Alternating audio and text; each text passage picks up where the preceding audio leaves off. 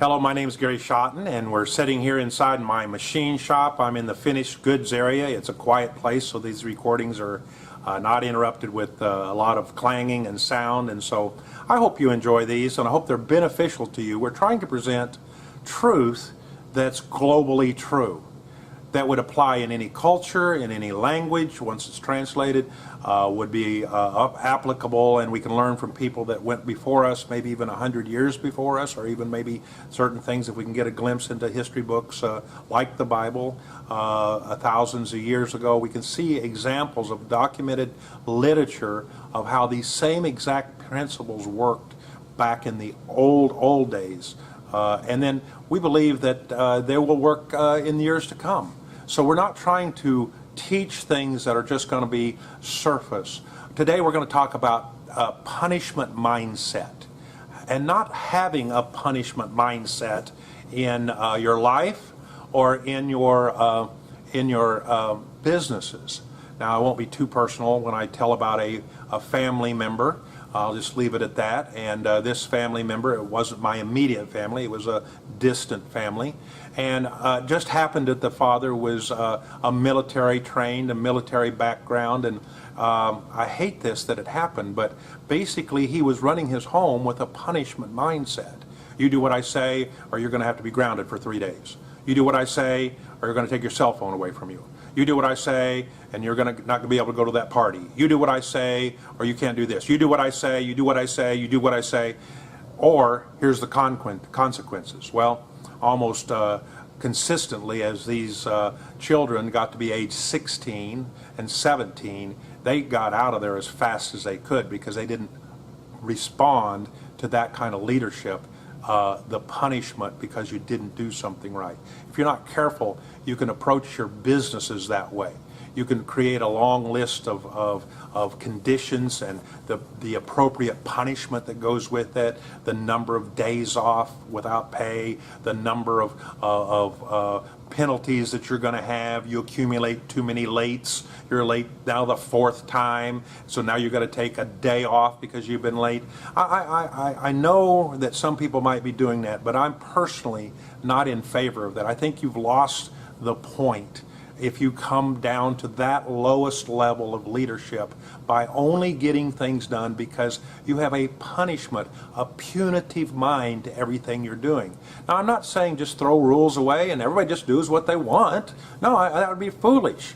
I'm sitting here in a safe part of our property, but if I was in another part of this business, we have a policy, a rule of safety glasses. We have a policy and a rule of hard-toed shoes. But you know, if I'm the one that has to enforce that, if I'm the one that has to bring it to someone's attention, we've lost the whole battle.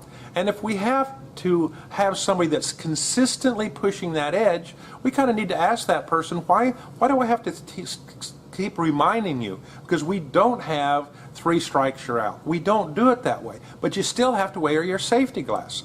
So we try to encourage from a more leadership standpoint, I would say a little bit more of a reward manner. That the reward of this is that we're going to have a good income from this company, and I can give pay raises and pay increases, and they know that I'm willing to do that. And so we're going to have a reward because we can have lunch every once in a while. It's not all written down, all documented. You've got like a report card. In our case, we try to maintain an atmosphere of encouragement, a reward to our current business producers, the way we do things.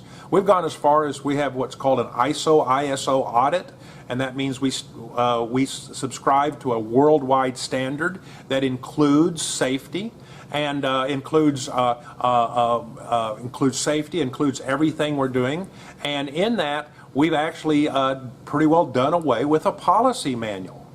Whoa, that's weird. Why would we do away with something written like that? Well, because frankly, it's set over on the shelf and nobody knew what was in it, and nobody was reading it anyway, and nobody was referring to it. And if we get all the way to the end and we finally had something bad enough that we have to turn to page 12, paragraph 14, line 2, and say, yep, I told you you're going to get fired if you do that, it's way too late. You've lost the point. It's not going to be of value at that point. So you're going to have to come to your own way of management, but we don't go around with punishments.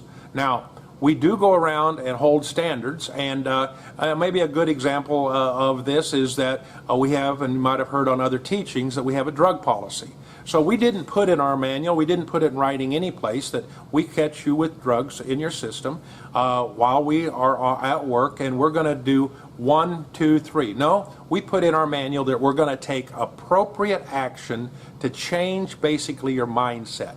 We're going to make it possible for you as the offender to make changes, and that could, yes, include them paying for a drug test. Yes, it could be them making sure that they do certain things like go through a drug rehabilitation course. Oh, I'm not hooked on drugs. Well, then stop using them. You have to go through this course. It's 4 hours. It isn't administered by us, and you have to pay for it. So we're going to reward you for doing what we have you to do, or frankly, that you made the choice. You're not going to work here unless you're not going to take that step. Now, in that particular one, we believe we're actually helping people because we don't think that drugs is going to be beneficial for anybody's life. But I don't have any say what happens at home. I have say what happens on this property, and I do maintain that's very, very important. Guess what? If you don't maintain a controlled environment, you will also lose it on the other end. Your good people will leave. Your good people won't want to work here. We have a demand for our workers, and we have more and more good workers, better workers. We have the words out that we're a good place to work. We have a good culture. We pay fair. We are sensitive to people's needs, and we're not always punishing everyone.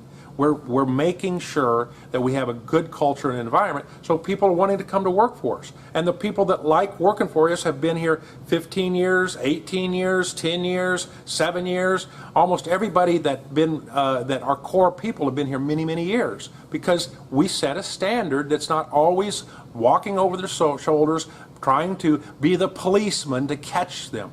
We have another company that I was aware of put in cameras, and they're putting the cameras right over the top of them, and so that they can record every single move that they're making while they're standing at their machine. They pick their nose, they're going to have it under recording. They turn this way, they're going to have it under the recording. You know, I just said that's I don't want to work in that environment, and I can't imagine anybody working for us that would want to work in that environment. So what value is that if I was going to record every single move somebody's working? That didn't make sense to me.